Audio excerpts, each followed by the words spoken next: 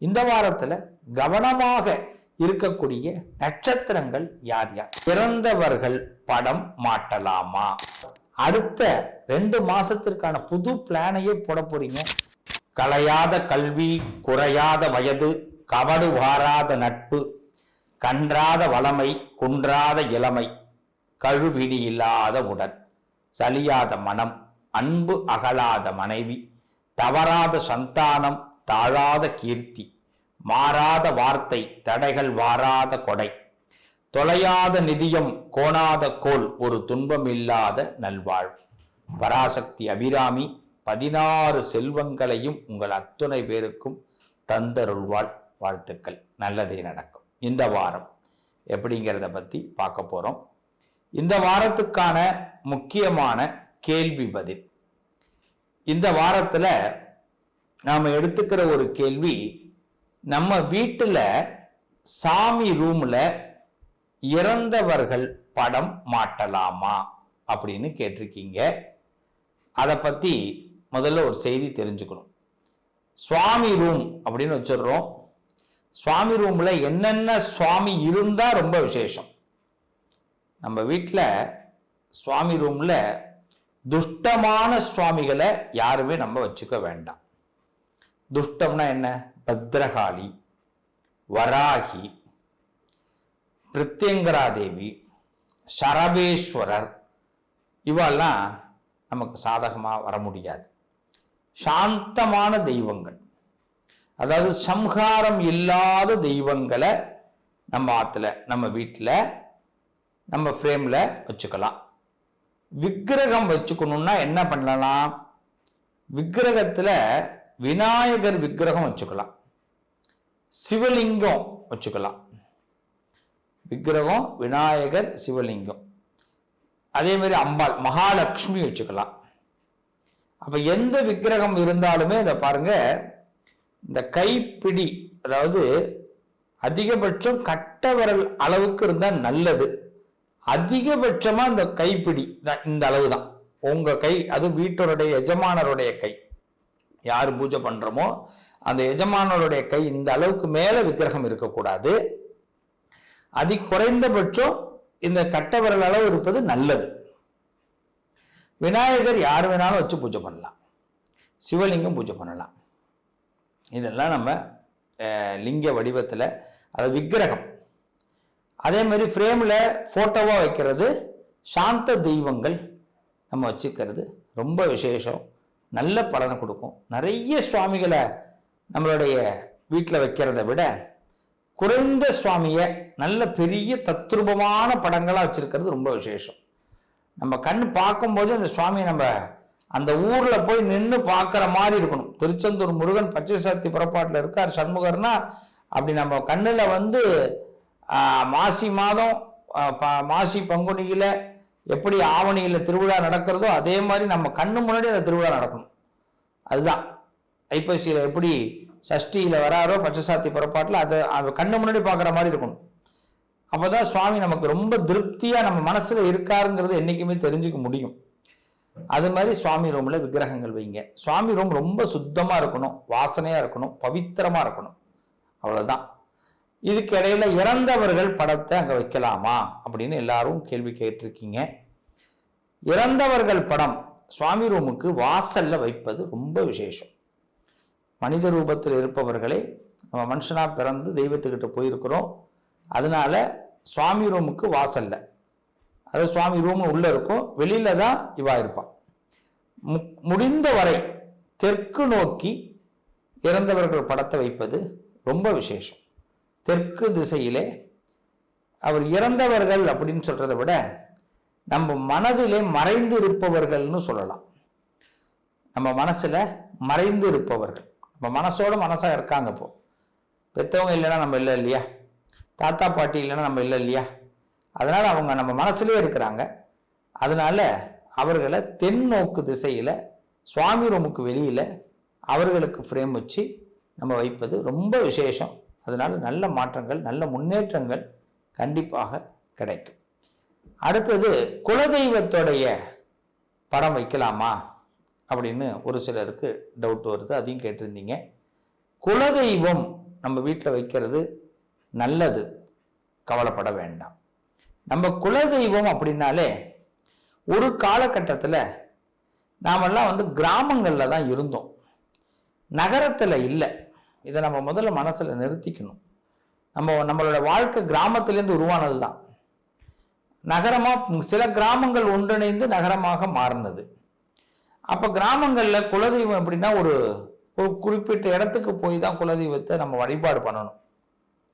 நம்ம ஊரை தாண்டி இருக்கும், காடுல இருக்கும், மலை மீது இருக்கும், ஆறு போன்ற இடங்கள்ல இருக்கும். அப்படிதான் குலதெய்வத்தை வச்சிருப்பாங்க. ஏன்னா யாரோ நம்ம வாழ்க்கையில ஒருத்தவங்க பெரிய மனிதர், நம்மளோட முன்னோர்கள், முதல் மனிதர் இறந்து போயிருப்பார். அவரை எங்க கொண்டு போய் அவரை நினைச்சு ஒரு இடத்துல கொண்டு போவாங்க. அவங்க சொன்ன ஒரு விஷயத்தை தான் அங்க குலதெய்வமாக நம்ம உற்பத்தி பண்றாங்க. இது ஆழங்காலமா நடந்துட்டு வருது. அப்ப கண்டிப்பா நம்ம வீட்டுக்கு பக்கத்துல குலதெய்வத்தை வச்சிருக்க மாட்டாங்க இல்லையா? அப்ப சில பேர் இஷ்ட தெய்வத்தை குலதெய்வமா ஆக்கிப்பாங்க. எனக்கு குலதெய்வமே தெரியல சுவாமி அப்படின்னு இஷ்ட தெய்வத்தையே நம்ம இந்த சுவாமியை கும்பிட ஆரம்பிப்போம் அப்படின்னு நம்ம முன்னோர்கள் கும்பிட ஆரம்பிப்பாங்க. அதுலேயே அவ முழுமையா குலதெய்வமா ஏற்றுப்பாங்க. அப்போ குலதெய்வத்தை வீட்டில் வைக்கலாமா? தாராளமாக வைக்கலாம். குலதெய்வத்தை என்ன ஒன்று, ஸ்ரத்தையா இருக்கணும், பக்தியோடு இருக்கணும். எந்த சுவாமி வச்சாலும் அதற்குள்ள ஒரு நேமனிஷ்டையோடு இருப்பது ரொம்ப நல்லது. அதனால தாராளமாக குலதெய்வம் படம் வீட்டில் வைங்க, தப்பு கிடையாது. அதனால எந்த தீங்கும் கிடையாது. குலதெய்வம் கோயில் அடிக்கடி போகலாமா அப்படின்னு ஒரு கேள்வி கேட்டிருந்தீங்க. குலதெய்வம் கோயில் வருஷத்துக்கு ஒரு தடவை போங்க. வருஷத்துக்கு ஒரு தடவை கம்பல்சரி போங்க, கண்டிப்பா போகணும். அதிகபட்சமா மனக்கவலை ரொம்ப இருந்தது, ரொம்ப இறுக்கமா இருக்கு அப்படின்னா பௌர்ணமி அன்னைக்கு போய் குலதெய்வத்தை பிரார்த்தனை பண்ணுங்க, நிச்சயமா நல்ல பலன் கிடைக்கும். தொடர்ந்து ஒரு 3 பௌர்ணமி, ரொம்ப வருத்தம் இருக்கும்போது, இறுக்கம் இருக்கும்போது, ஏன்னா சுவாமியை தவிர வேற எங்கேயும் யார்கிட்ட போய் நின்னும் ஒன்றும் பண்ண முடியாது. அதனால குலதெய்வம் கண் திறந்தாதான் நடக்கும். கெஞ்சணும், நம்ம கண்ணுல இருந்து தண்ணி வர அளவுக்கு வேண்டணும். கண்ணுலேருந்து தண்ணி ஆட்டோமேட்டிக்கா வரணும். கிளரிசன்லாம் போட்டுட்டா தண்ணி வர்றது கிடையாது. இதுல நடிப்பு இல்லை, படம் இல்லை. நம்மளுடைய உள்ளத்துல இருக்கிற வலி, பெயின், அதுலேருந்து அது உற்பத்தியாகி கண்ணுலேருந்து தண்ணியா வரும். இதுக்கு பிறகு இந்த பிறவி வேண்டாங்கிற அளவுக்கு இருக்கும். அப்படி குலதெய்வத்திட்டு வேண்டும் போது குலதெய்வம் நிச்சயமாக நீங்க என்ன நினைக்கிறீங்களோ அதை நடத்தி கொடுப்பாங்க. அந்த நேரத்தில் குலதெய்வம் கோயில் போகலாம். வருஷத்துக்கு ஒரு தடவை போனாம ஒரு பிரச்சனை வரும்பொழுது தொடர்ந்து 3 மாசம் போனா கண்டிப்பாக அதோடைய பலன் நிச்சயம் கிடைக்கும். ஆனா அதே குலதெய்வம் கோயிலுக்கு இந்த வீட்டில் நமக்கு பெரியவர்கள் வீட்டில் யாராவது இறந்து போயிட்டாங்க அப்படின்னா இறந்து போன அந்த ஒரு வருஷத்துக்கு போக வேண்டாம். ஆக இந்த செய்திகளை மனசுல வாங்கிக்கிங்க. தெய்வம் தான் நம்மளை வாழ்க்கையில நிறைய விஷயங்களை நமக்கு செஞ்சுட்டு வராங்க. அதனால வீட்டில் சுவாமி ரூம் ரொம்ப அழகா வச்சுக்கோங்க. தத்ரூபமா சுவாமியை மனசார நினைச்சாலே நீங்க அந்த இடத்துக்கு போயிட்டு வந்த மாதிரி ஒரு ஃபீலிங் பண்ணுங்க. கண்டிப்பாக கடவுள் உங்க பக்கம் நிற்பார். வாழ்த்துக்கள். நல்ல சிந்தனைகளோடு இந்த வாரம் ராசி பலனுக்குள்ள போகும். மே மாதம் 4ஆம் தேதி முதல் மே மாதம் 10ஆம் தேதி வரை, சித்திரை மாதம் 21ஆம் தேதி முதல் சித்திரை மாதம் 27ஆம் தேதி வரை மேஷ ராசி. அன்பும் அரணும் உடைத்தாயின் அப்படின்னு வள்ளுவ பெருந்தகை எப்படி ஒரு திருக்குறள் எழுதியிருக்காரோ, அரணையும் அன்பையும் ஒன்றாக நினைப்பவர்கள் மேஷராசிக்காரர்கள். நம்ம வாழ்க்கையில எங்கேயும் தவறு செஞ்சிடக்கூடாது, அப்படியே ஒரு தவறு செஞ்சிட்டாலும் அதை மன்னிப்பு கேட்கணும்னு முதல் எண்ணம் கொண்டவர்கள் மேஷராசிக்காரர்கள். பாவம் பார்ப்பாங்க. ஒரு பிரச்சனை நடந்துருச்சுன்னா அது செஞ்சிட்டோம் அப்படின்னாலும் அதுக்கு கண்டிப்பாக பரிகாரம் பண்ணிக்கணும்னு ஆசைப்படுவாங்க. யாரு மனசையும் நோகடிக்க கூடாதுன்னு ஆசைப்படுவாங்க. அப்படிப்பட்ட மேஷத்துல சூரியனும் புதனும் இருக்கிறார்கள் இந்த வாரத்துல. சோ அரசாங்க காரியங்கள் அனுகூலமாகும். அரசியல் இருக்கிறவங்களுக்கு வெற்றி கிடைக்கும். ஒரு புது தெம்பு கிடைக்கும். நம்ம ஒரு விஷயத்தை இழந்த மாதிரி ஃபீல் பண்ண நமக்கு இப்ப நல்ல முன்னேற்றம் ஏற்படும். வாகனங்கள் வாங்குவதை பற்றி மேலோங்கும் நம்மளுடைய சிந்தனைகள். உயர் பதவிகளுக்கு போட்டியிடுவதற்கு நம்மளை தயார்படுத்திக்கக்கூடிய நல்ல பலம் ஏற்படும். மாணவர்களுக்கு ஒரு உத்தியோக ஸ்தானத்தை எப்படி கொண்டு போகலாம், ஒரு வரையறை, ஒரு சின்னதாக ஸ்கெட்ச் போடுறதுக்கான நல்ல வாரம் இந்த வாரம். அரசாங்கத்திற்காக பரீட்சை எழுதுபவர்கள், கவர்மெண்ட் எக்ஸாம், எந்த எக்ஸாம் சம்பந்தமான படிப்பாளர்கள் எல்லாருக்கும் அருமையான வாரம். நிறைய உத்தியோகஸ்தானத்தை பத்தி சிந்திக்கக்கூடிய வாரம். இந்த வாரத்துல சூரியன் புதன் உங்க ராசியிலேயே இருக்கிறதுனால புத்திசாலித்தனமாக செயல்படுவீர்கள். கொடுக்கல் வாங்கல் மிக சிறப்பாக இருக்கும். இந்த வாரத்தில் வெளியூர் பயணங்கள் அனுகூலமாகும். வீட்டில் சுப காரியங்களை பற்றி பேச்சுவார்த்தைகள் எடுக்கப்படும். ஏதாவது ஒரு நல்ல விஷயத்தை செய்யலாமே, வீட்டில் ஒரு பந்தகால் முகூர்த்தம் பண்றதை பத்தி வைகாசி ஆவணியில செஞ்சா என்ன, ஒரு பெண் பார்க்கும் படலம், பையன் பார்க்கும் மணமகன் பார்க்கக்கூடிய படலம், இதெல்லாம் ஏற்பாடு பண்றதை பத்தி யோசனை வரும். திருவிழாக்களை செய்வது, ஊர் திருவிழாக்கள்ல முன்னிறுத்துவது, இது போன்ற எண்ணங்களும் மேஷராசிக்கு இந்த வாரம் மேலோங்கும். அப்ப சமூகத்திலும் சமுதாயத்திலும் இந்த வாரம் எப்படி நாம நடந்துக்கணுங்கிறத பிளான் பண்ணி செய்ய போறீங்க. எதிர்கால திட்டங்களை அழகாக தீட்டி வெற்றி பெற போறீங்க. சிந்தனைகளில் சிறப்பு பெறக்கூடிய வாரம். இந்த வாரம் முழுவதும் சிவனை வழிபாடு பண்ணுங்க, சிறப்பா இருப்பீங்க, நல்லதே நடக்கும். ரிஷபராசி, கண்டுகொண்ட காட்சியெல்லாம் நம் மனதிலே இப்போ படமா ஓடும். சார் நான் ஒரு நேரம் கனவு கண்டேன் சார், இப்ப நடக்குது சார். நான் ஒரு காலையில ஒரு வெள்ளனை எழுந்திருக்கும் போது ஒரு விஷயத்த தெரிஞ்சுக்கிட்டேன், இப்ப எனக்கு அப்படியே தத்ரூபமா வருது. எப்படி இது? இதான் மிராக்கல். இந்த நேரம் இப்ப நீங்க நினைச்சதெல்லாம் நடக்க போகுதுங்க. படிப்பு சம்பந்தப்பட்ட விஷயத்துல பிரகாசம் ஏற்பட போகுது. வேலையாட்கள் உங்க பேச்சை கேட்பாங்க. அது மட்டும் இல்லைங்க, நீங்க ஒரு வேலை சொன்னா அது நடக்கும். தள்ளி போடப்பட்ட விஷயங்கள்லாம் கடகட கடகடன்னு நடக்க ஆரம்பிக்கும். ஆச்சரியமா இருக்கும். புதுசா துணி வாங்குறது, புதுசா ஏதாவது வீட்டுக்கு பொருட்கள் வாங்குறது, இதெல்லாம் இந்த ரிஷபராசிக்கு இப்போ இந்த வாரத்துல நடக்க போகுது. குருமார்களை சந்திக்கணும், பெரிய மனிதர்களை சந்திக்கணும்னு ஒரு வேட்கை ஏற்படும். பிரபலங்கள் சந்திக்க வாய்ப்பு இருக்கு. பிரபலமாகாதவர்கள் பிரபலங்களை சந்திக்க வாய்ப்பு இருக்கு. ஏதாவது ஒரு இன்ஸ்டா, ஃபேஸ்புக், மீடியால வரணும் அப்படின்னு மனசுல ஒரு சின்ன ஆசை, அந்த ஆசையெல்லாம் இப்ப நிறைவேற போகுதுங்க. கல்வி சார்ந்த விஷயங்கள்ல கணிசமான முன்னேற்றங்கள் ஏற்பட போகுது. கடந்த கால மறதிகளுக்கெல்லாம் இப்போ ஒரு முடிவு கட்டப்படுது. எப்படி நம்மளை மாத்திக்கணும், ஃபியூச்சர்ல நாம என்ன செய்யணும் அப்படின்னு திட்டமிடக்கூடிய அற்புதமான வாரம். ஜென்ம குருவாக இந்த குரு உங்கள்கிட்டே நிற்கிறார் இல்லையா, உங்க ராசியில. அந்த குரு என்ன பண்றாருன்னா, உயர்ந்த மனிதராக நம் வாழ்க்கையில இருக்கணுங்கிறதுக்காக உயர்ந்த திட்டங்களை போட மனசை பண்படுத்துவார். இந்த பண்படுத்தக்கூடிய அற்புதமான வாரம். கோவில் திருவிழாக்கள்ல கலந்துகிட்டு சிறப்பு பெறக்கூடிய அற்புதமான வாரம். சுபமங்கல செய்திகள் வந்து சேரும். கெடுதல்கள் எதுவும் கிடையாது. தெய்வ சங்கல்பம் நிறைந்த வாரமாக இருக்கு. இந்த வாரம் முழுமையாக ரிஷபராசிக்காரர்கள் பெருமாள் நாராயண வழிபாடை தொடர்ந்து செய்யுங்க, நல்லது நடக்கும். மிதுன ராசி, கொடுத்து வைத்தவர்கள் அப்பா அப்படின்னு பேர் வாங்க போறீங்க. ஆமா, சில விஷயத்துல என்னைக்கோ பண்ண புண்ணியம் இன்னைக்கு உங்களுக்கு பாராட்டு கிடைக்க போகுது. நீங்க நினைச்ச விஷயத்தை அடைய போறீங்க. எதிர்பார்த்த விஷயம் கச்சிதமா நடக்க போகுது. விருந்துகள்ல போய் பங்கெடுக்கக்கூடியது, விழாக்கள்ல பங்கெடுக்கக்கூடிய காலமும் இந்த காலம்தான். இன்னும் சொல்ல போனா ஹோட்டல் செலவு கொஞ்சம் அள்ளும். நிறைய சாப்பாடு ஹோட்டல்லே முடிச்சுக்கிற மாதிரி இந்த வாரம் ஏற்படும். இந்த வாரத்தை பொறுத்த வரைக்கும் உபரி செலவுகளுக்கு பஞ்சம் இருக்காது. பணம் காசு கொஞ்சம் அதிகமாக விரயமாகும். இருந்தாலும் மனசு கண்ட்ரோல் பண்ண முடியாது. இந்த வாரத்துல சில பொருட்களை கையாளுவதிலே கவனம் தேவை. எந்த ஒரு பொருளையும் பார்த்து கையாளுங்க. திடீர்னு மிஸ் ஆகி கீழே விழுந்து விழறதுக்கு வாய்ப்பு இருக்கு. என்னதான் புத்திசாலித்தனமா இருந்தாலும் சிந்தனையில சின்ன மாற்றம் ஏற்பட்டா கூட நம்ம வச்சிருக்கிற பொருளை இழப்பதற்கு கூட வாய்ப்பு இருக்கு இல்லையா? எச்சரிக்கையாக இருங்க. இந்த வாரத்துல புது நண்பர்கள் கிடைப்பாங்க. மகிழ்ச்சியான சம்பவங்கள் நடக்கும். சில பேருக்கு பார்த்தீங்கன்னா, நம்ம ஒரு விஷயத்த ஒருத்தவங்கள்ட்ட சொல்லணும், டெலிவரி பண்ணணும், அது இவ்வளவு நாள் பண்ணாம இருந்திருப்போம். இப்போ அந்த மனசுல இருக்கிற விஷயத்த டெலிவரி பண்ணிடும். துணிச்சல் வரும், செஞ்சு பார்த்துருவோம், நம்ம பாஸுக்கிட்ட இதை கேட்டுடுவோம், நம்மளுடைய ஒர்க்கர்கிட்ட இதை பேசிடுவோம். சம்பள விஷயமா இருக்கட்டும், வேலை விஷயமா இருக்கட்டும், உயர் பதவிகள் விஷயமா இருக்கட்டும், எதுவாக இருந்தாலும் பேசிடுவோம் ஐயா அப்படிங்கிற ஒரு திட்டத்தில் பேசி சக்சஸும் பண்ண போறீங்க. ஸோ உங்களுடைய விடாமுயற்சி, உங்களுடைய துணிச்சல் இந்த வாரம் மிக வெற்றியை கொடுக்க போகிறது. மிதுன ராசிக்கு சிவ வழிபாடு சிறப்பு தரும். நடராஜரை வணங்குங்க, நல்லது நடக்கும். கடகராசி, கடகராசியை பொறுத்தவரை ஒரு ஹாப்பியான வாரம், ரொம்ப சந்தோஷமான வாரம்.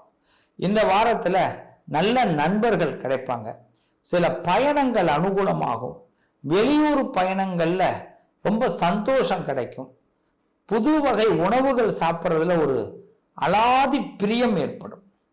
சில பேர் ஞாபகமான பொருட்களை எல்லாம் வாங்குவீங்க.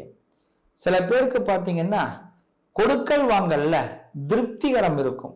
ரொம்ப நாளா சேர்த்து வச்சிருந்த ஒரு பணத்தையோ இல்லை சேவிங்ஸ்ல இருந்த ஒரு விஷயம் இப்போ கண்ணுக்கு தெரிய போகுது, இப்போ உங்களுக்கு கை கொடுத்து உதவ போகுது அந்த பணம். அதுதான் இந்த வாரத்தோட மிராக்கல் கடகத்திற்கு. இந்த வாரத்தை பொறுத்தவரை சில நண்பர்களை நினைச்சு மனசு கொஞ்சம் உருகும். அப்ப உருகி என்ன பண்றது, இருந்தாலும் நம்ம மனசை தேத்திக்கணும். சில காலங்கள் நம்ம வாழ்க்கையில சில நட்புகள் நமக்கு ஒரு உயர்வை கொடுக்குங்கிற நம்பிக்கையை வைங்க. நண்பர்களால் நல்ல முன்னேற்றம் ஏற்படும். கடகத்திற்கு மிக சிறப்பான வாரம். இந்த வாரம் முழுமையாக முருகனை வழிபாடு பண்ணுங்க, சிறப்பு உண்டாகும். சிம்ம ராசி, சிம்மத்தை பொறுத்தவரை திகட்டாத இன்பம் கிடைக்கக்கூடிய வாரம். இனிப்புல ஆசை வரும், ஸ்வீட் எடுத்து கொண்டாடிடுவோம் அப்படின்னு திங்க் ஏற்படும். டாக்டர் சொல்லியிருக்காரு இனிப்பு சாப்பிடக்கூடாதுன்னு, டாக்டர் சொல்லியிருக்கிறாரு இப்படிலாம் இருக்கக்கூடாதுன்னு. ஆனால் இந்த வாரம் எல்லாம் மாறுபட்டு நடக்க போகுது.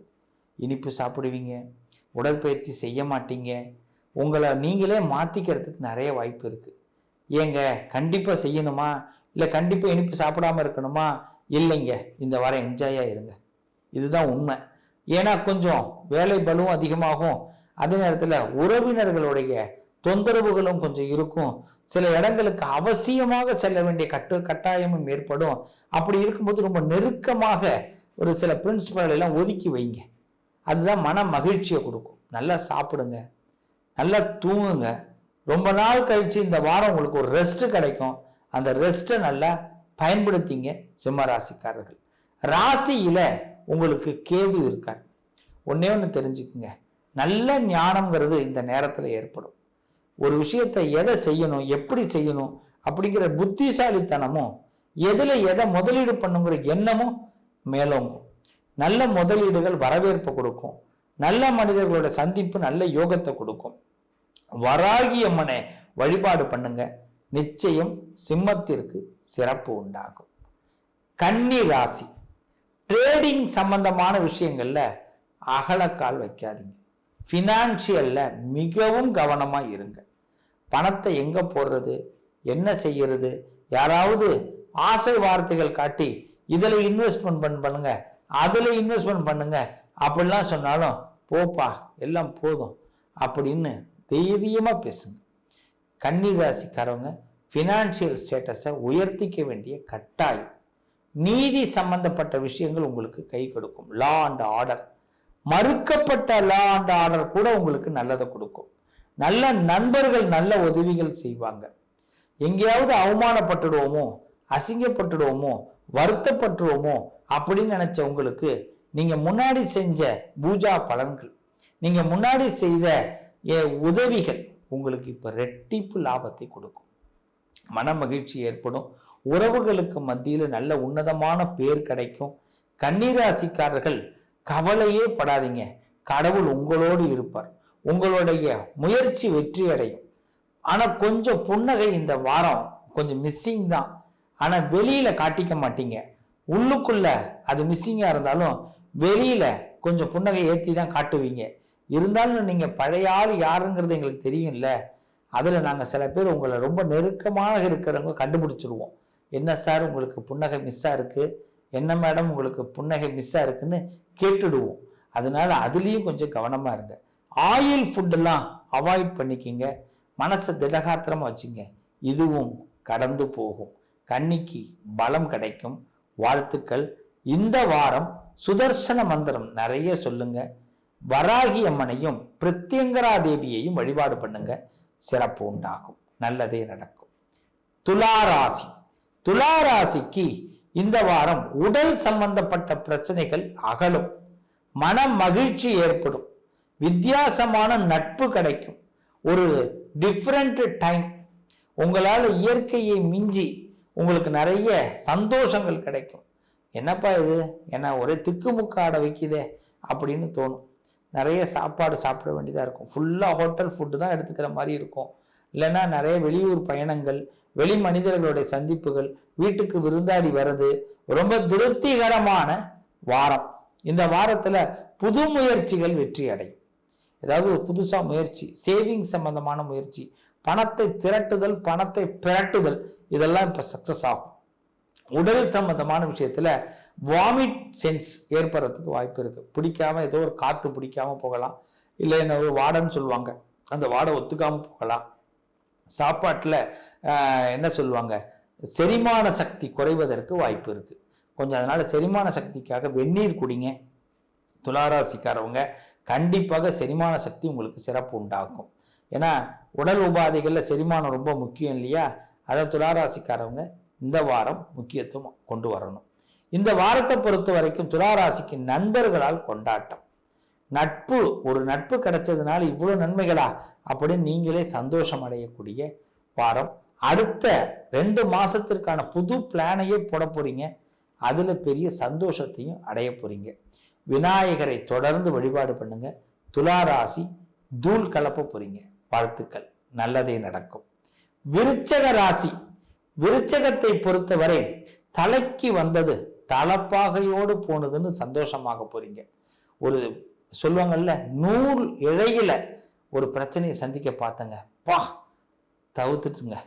நூல் இழையில ஒரு விபத்தை சந்திக்க பார்த்தங்க, ஆண்டவன் காப்பாத்திட்டாங்க அப்படின்னு கடவுள் இருக்கிறத உணர போறாங்க. இந்த வாரத்துல நிறைய மிராக்கள் நடக்க போகுது. கடனே கேட்கணும் அப்படின்னு நினைச்சாலும் கடன் கேட்காம நீங்க தப்பிச்சு வெளியில வரலாம்.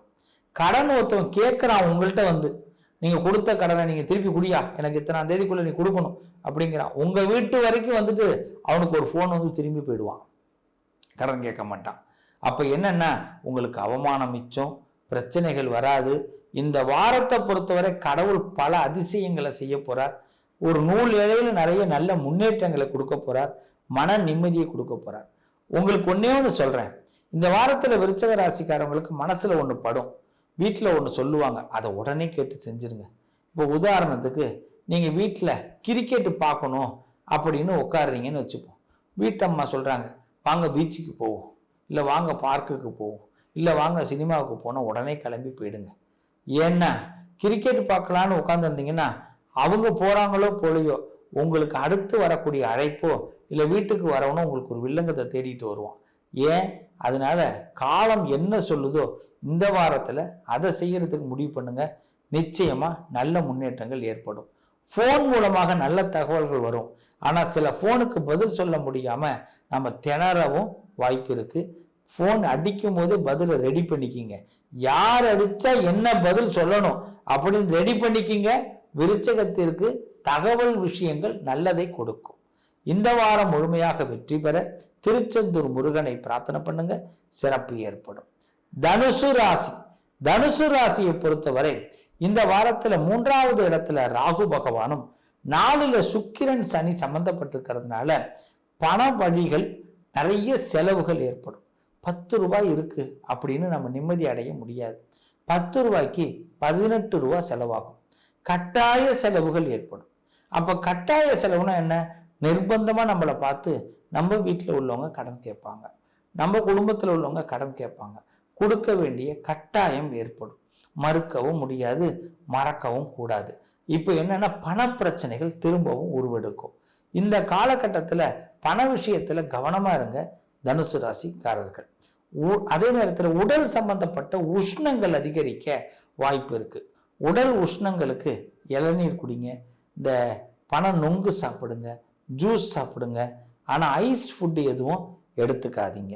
தனுசு ராசிக்காரர்கள் உடல் ஆரோக்கியத்திலையும் பண விஷயத்திலும் இந்த வாரம் கூடுதல் கவனத்தோடு இருந்தீங்கன்னா இந்த வாரம் சிறப்பாக இருக்கும். சுக்கிர பகவானை வழிபாடு செய்யுங்க. நவகிரகத்துல சுக்கிரன் இருப்பார்.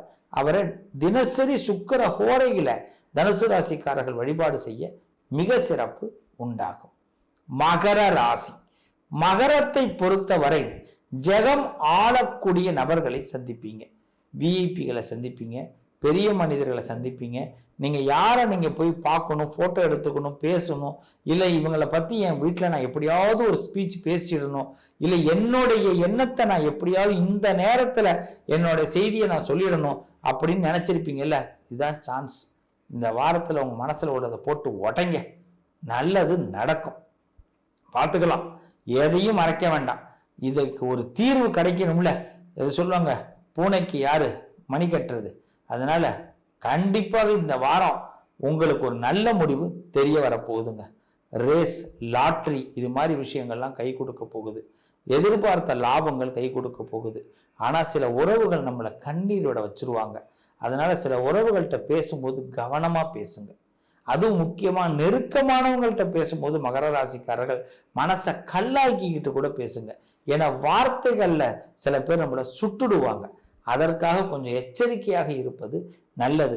பிடிக்கலையா அந்த இடத்த விட்டு நவுந்துருவோம். அவங்களுக்கு பிடிக்கிற வரைக்கும் நாம இப்போ நிப்போங்கிறது வேண்டாம். இதை புரிஞ்சுக்குங்க, அவ்வளவுதான்.